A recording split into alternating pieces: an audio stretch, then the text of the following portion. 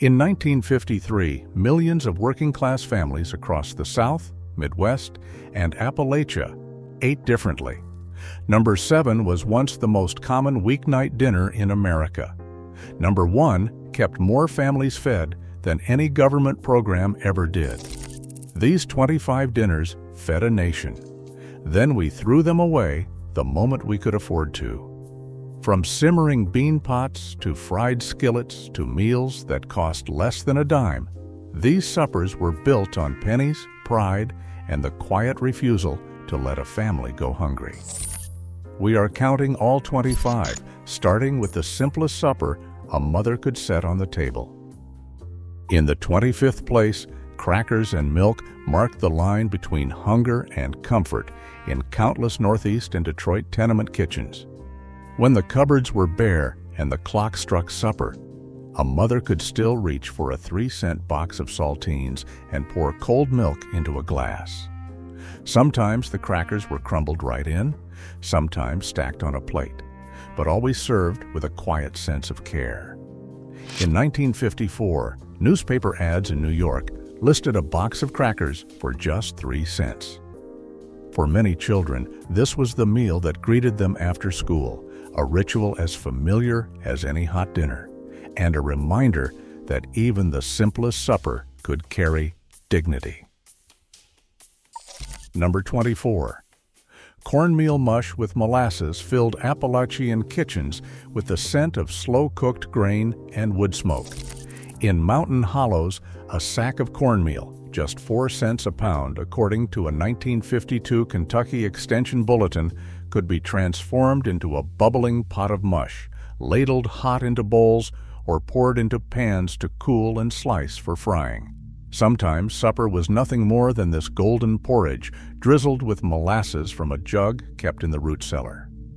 For families with little cash and long winters, cornmeal mush was more than a meal. It was proof that thrift and patience could stretch a bulk grain into days of sustenance, carrying dignity where store-bought bread might not reach.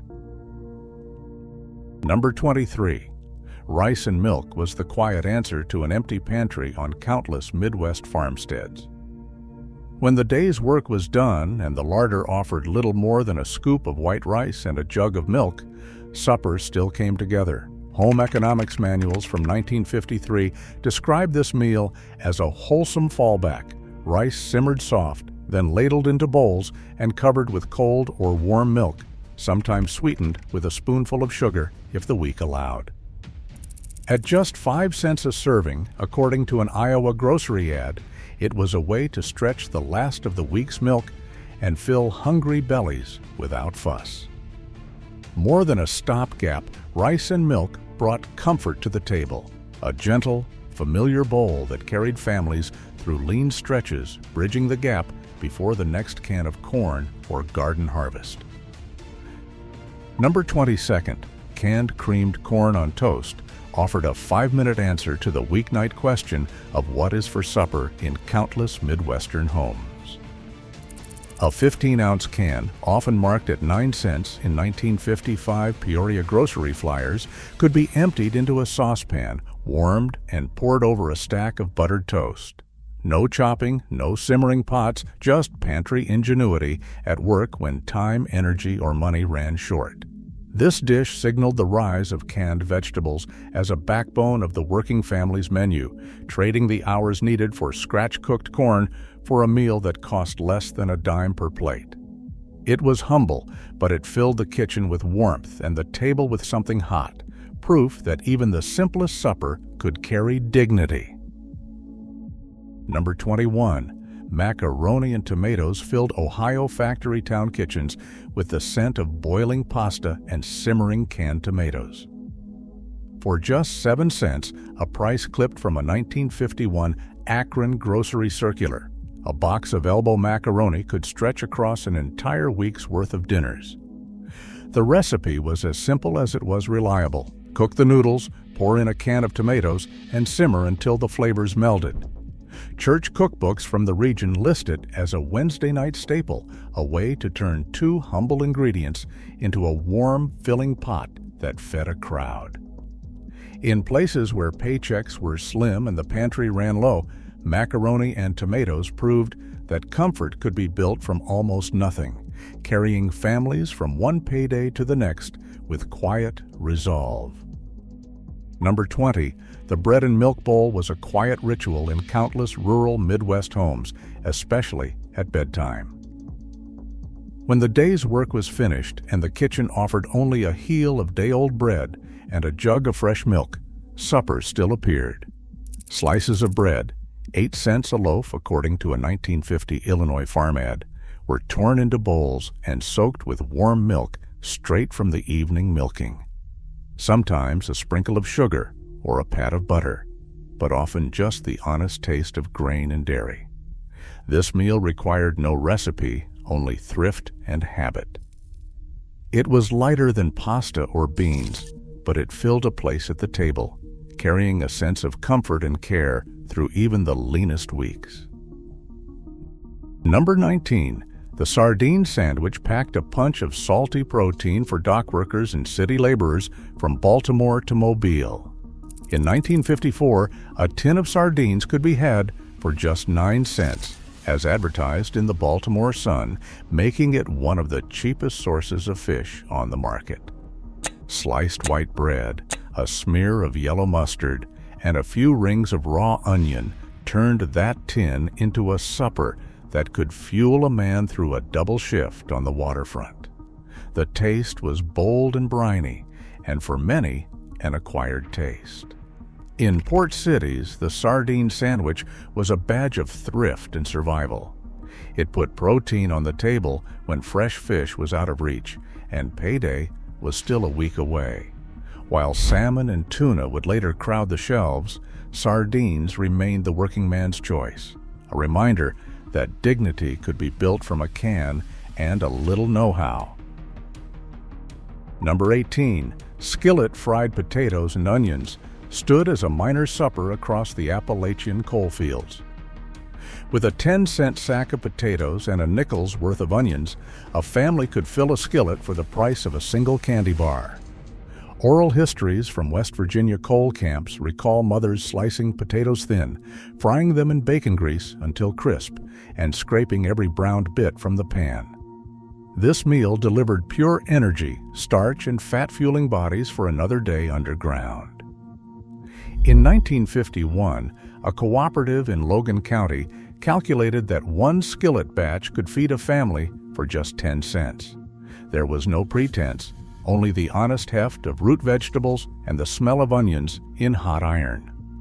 Before meat scraps or offal loaves made their way to the table, fried potatoes and onions carried families through, a reminder that even the humblest ingredients could anchor a supper with dignity and care. Number 17.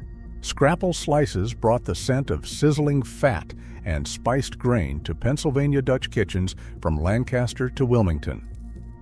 This offal and grain loaf was a masterclass in nose-to-tail thrift, blending pork scraps, cornmeal, and seasoning into a dense, savory slab. Once cooled and sliced, each piece could be fried crisp in a skillet, 11 cents a slice, according to a 1950 Lancaster butcher's list. The aroma was unmistakable, filling the house with a promise of something hearty, even when meat was scarce. Scrapple stood as a regional favorite, a testament to the ingenuity of families who refused to waste a thing, turning butcher's leavings into a supper that carried both pride and sustenance through the leanest weeks. Number 16.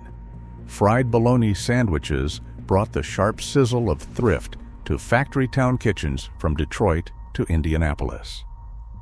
At just 12 cents a pound, according to a 1952 grocer's sheet, bologna was the meat that stretched a dollar further than any steak or roast. Mothers would score the edges so the rounds wouldn't curl, then fry each slice until the edges crisped and the center bubbled. Sandwiched between soft white bread with a swipe of mustard, it was a meal that filled lunch pails and dinner plates alike. The aroma of searing bologna lingers in memory, proof that even the humblest processed meat could anchor a supper with pride, resourcefulness, and care when paychecks ran thin. Number 15.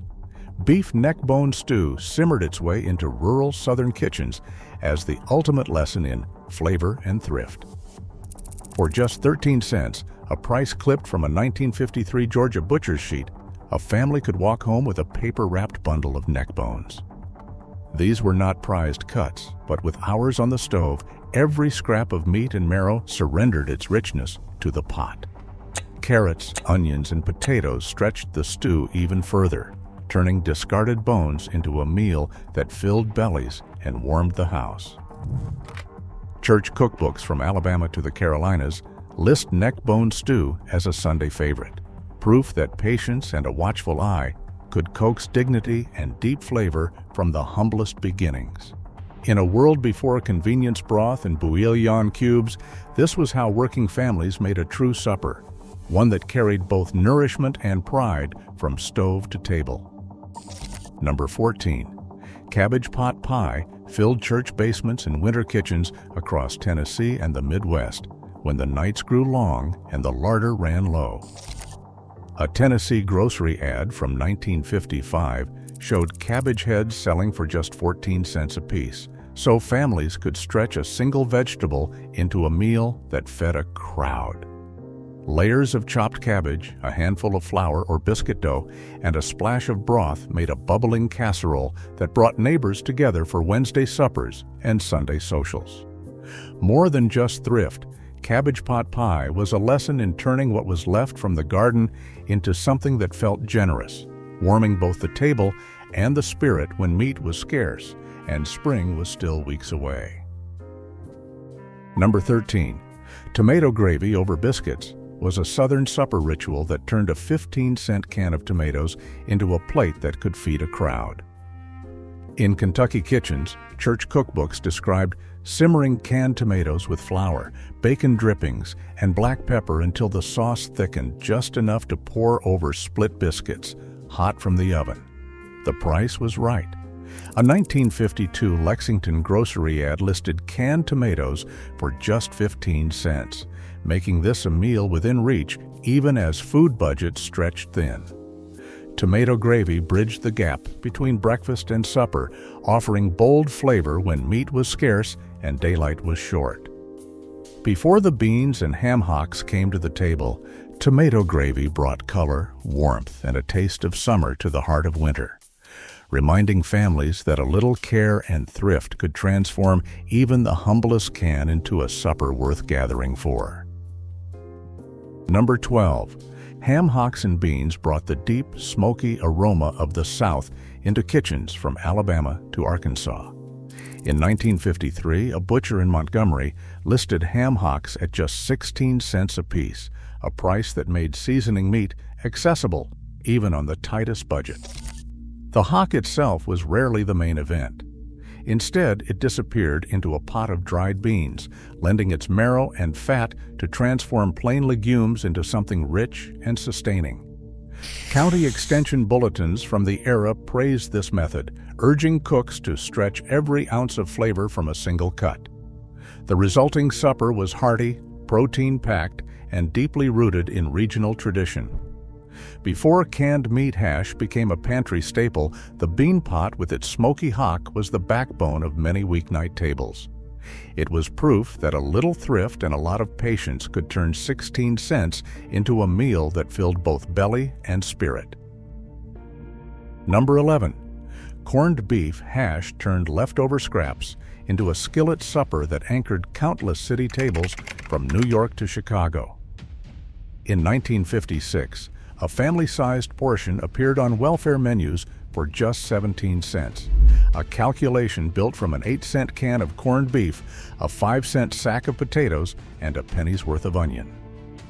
WPA cookbooks and urban relief guides praised hash as the meal that stretched meat further than any roast, letting a single can feed 6 when paired with toast or coffee. This was more than thrift. It was a lesson in repurposing, where nothing went to waste, and even a simple skillet could deliver warmth, protein, and pride. As convenience foods rose, the quiet skill of turning canned meat and potatoes into a dignified dinner faded from memory, leaving behind only the scent of onions, frying, and the memory of a meal that made the most of very little. Number 10. Chicken and dumplings brought a sense of abundance to the supper table, even when the bird in the pot was barely enough for 6. In the Georgia Piedmont, oral histories recall mothers simmering an 18-cent stewing chicken, priced in a 1954 Macon grocery ad, until every scrap of meat surrendered its flavor to the broth. The secret to stretching that small bird was in the dough, flour, and water pinched and dropped into bubbling stock, swelling into tender dumplings that thickened the pot and made the meal feel generous. This was a dish that turned thrift into comfort, filling bowls for children and adults alike, and proving that a bit of poultry, stretched with care and patience, could feed a family with dignity and warmth. Chicken and dumplings stood as a bridge between the leanest hashes and the richer baked pastas that signaled a rare payday, anchoring the week with a pot big enough to gather everyone around. Number 9. Scratch macaroni and cheese brought creamy comfort to Midwestern tables long before the blue box became a pantry staple. In 1955, a block of Wisconsin cheddar cost just 19 cents, making it possible for families to bake a bubbling casserole that felt like a payday treat even on an ordinary Thursday. WPA-era recipes called for elbow macaroni boiled soft, tossed with a simple white sauce, and layered with hand-grated cheese. No powdered packets, no shortcuts. The scent of browning cheese filled the kitchen, promising a meal richer than stews or hashes, and offering a rare taste of dairy protein in a world where milk was rationed carefully. In the era before convenience foods, scratch macaroni and cheese stood as proof that thrift and care could create something that felt abundant, feeding both body and spirit with every golden forkful. 8th place peasant pot roast stood as the heart of Midwest farmhouse kitchens, where a single slab of cheap beef could be coaxed into a meal for 6 or more. The secret was in the stretch. Root vegetables, potatoes, carrots, onions filled the Dutch oven, soaking up every drop of flavor as the roast simmered low and slow. Iowa Extension guides from the mid-1950s advised home cooks to use just enough meat to season the broth, letting the vegetables do the heavy lifting. In 1954, a Des Moines grocery ad listed a family portion of pot roast with vegetables at only 20 cents per serving. This was comfort food, built on thrift, warmth, and patience, a meal that filled bellies and brought everyone to the table, even when the butcher's paper was thin. Heavier than beans, but still a bargain, the peasant pot roast marked the line between scarcity and abundance, in a world where every penny mattered. Number 7. Navy bean soup marked Tuesday night in towns from Oklahoma to Ohio, filling kitchens with the quiet confidence of a meal that never ran out before payday. In 1953, the USDA priced a whole pot at just 21 cents, enough to serve a family of 6 and still have leftovers for lunch pails or the next day's supper. School cafeteria menus listed Navy bean soup as the most common weekday dinner, ladled out in thick white bowls with a side of cornbread or crackers, sometimes a splash of vinegar for brightness. The recipe was pure thrift: dried navy beans, a scrap of salt pork, or ham bone if the week allowed, onion, and patience. Before salmon patties or fancier stews made an appearance, the bean pot anchored the week, a reminder that even the plainest supper, served hot and shared, could carry a sense of dignity and care that outlasted the taste of any single bowl. Number 6. Salmon patties brought the taste of the Great Lakes and Pacific Northwest to supper tables far from the docks. A can of pink salmon cost just 22 cents in a 1954 Duluth grocery ad. It could be flaked into a bowl, mixed with breadcrumbs and onion, then fried crisp in a skillet.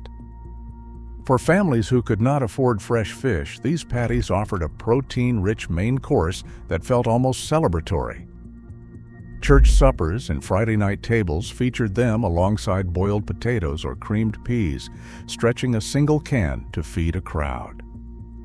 While the flavor of canned fish carried its own tang, never quite like the catch from the river, salmon patties stood as a proud answer to the week's protein question, bridging the gap between bean pots and the organ meats that waited further down the line. Number 5. Liver and onions with mashed potatoes stood as a miner's delicacy in Appalachian towns, where thrift and pride met on the supper plate. In 1952, a West Virginia grocery flyer listed beef liver at just 23 cents a pound, a price that put protein within reach for families whose paychecks barely covered rent and coal. Oral histories from Harlan County recall mothers soaking liver in milk to mellow the flavor, dredging each slice in seasoned flour and frying it slowly with a heap of onions until the house filled with a rich, savory aroma.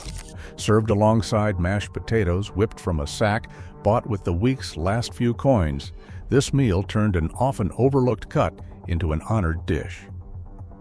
In kitchens where every penny mattered, liver and onions offered more than sustenance. It was a lesson in turning what others passed by into a supper that carried both dignity and strength, fueling bodies for another day's work underground. Number 4. Potato pancakes brought the spirit of old-world kitchens into Midwestern American homes, where thrift and celebration met in the sizzle of a skillet. Drawing from Polish and German cookbooks, these crisp cakes started with grated potatoes, a handful of flour, and an egg. Those ingredients cost just 24 cents for a whole batch in 1955 in Milwaukee. Families would grate, mix, and fry, filling the house with the scent of browned edges and hot oil. They were often served with applesauce or a spoonful of sour cream when the week allowed, and potato pancakes turned a cheap staple into a festive supper that felt like a holiday, even on an ordinary Wednesday. More than just a way to stretch the potato sack, these pancakes reflected the fusion of immigrant memory and American necessity, a carb-rich comfort that paved the way for lighter, modern meals, but never lost its place as a beloved communal dish. Number 3. Tuna salad on bread marked a turning point at the American dinner table. It was a meal that carried the promise of modernity in every forkful. By the mid-1950s, a can of tuna sold for just 25 cents, according to a 1956 Better Homes and Gardens survey, making it one of the first affordable ways for working families to bring fish to the table without a trip to the docks. Mothers pressed for time and budget could open a can, mix it with a spoonful of mayonnaise, a bit of chopped celery if the garden allowed, and spread it thick on soft white bread. Women's magazines of the era praised tuna salad sandwiches as a balanced, quick supper, satisfying the new ideal of nutrition with protein, dairy, and grain in every bite. Unlike the bolder flavors of sardine or salmon patties, tuna salad was gentle and mild, a meal that felt both modern and safe. Its national spread was no accident. The rise of canned goods and convenience condiments meant that even families far from the coasts could serve a fish supper that felt dignified, if a little plain. As convenience foods crept into kitchens, the tuna salad sandwich became a quiet symbol of changing times, a practical, no-cook meal that bridged the gap between scratch-cooked stews and the coming flood of television dinners. In the hands of a resourceful cook, a single can could stretch to feed a crowd, proving that thrift and a little ingenuity could keep supper both modern and meaningful. Number 2, fried chicken gizzards with gravy, stands as the pride plate of the Deep South, a dish that turned thrift into celebration and offal into a point of honor. In Mississippi, Alabama, and Georgia, grocery ads from 1954 listed chicken gizzards for just 30 cents a pound, sold separately from whole birds in dedicated bins at the butcher's counter. Church cookbooks from the era fill their pages with advice for stretching a batch. Simmer the gizzards until tender, dredge them in seasoned flour, and fry until crisp. Then use the pan drippings to make a rich, peppery gravy. For the price of a single cut of steak, a mother could feed 6 hungry mouths, serving the gizzards atop rice or biscuits, the gravy poured over everything. Oral histories recall Sunday suppers where this meal was the centerpiece, not a consolation prize, a dish that required patience and care, but delivered deep flavor and a sense of abundance. The labor of cleaning and cooking gizzards wasn't a burden, it was a quiet act of mastery, passed down through generations who knew how to honor every part of the bird. In a world where convenience foods were just beginning to appear, fried chicken gizzards with gravy stood as proof that dignity could be built from the humblest cuts, and that a 30-cent supper could still feel like a feast. Pinto beans and cornbread became the meal that held together households from Appalachia to Oklahoma. In 1953, the USDA put the cost of a family batch, dried beans, and a skillet of cornbread at just 35 cents. That number echoed through mining towns and farm kitchens, where a pound of beans simmered all day with a ham bone or a spoonful of lard, and cornbread baked golden in cast iron. Beans brought protein and iron, filling bellies when meat was scarce.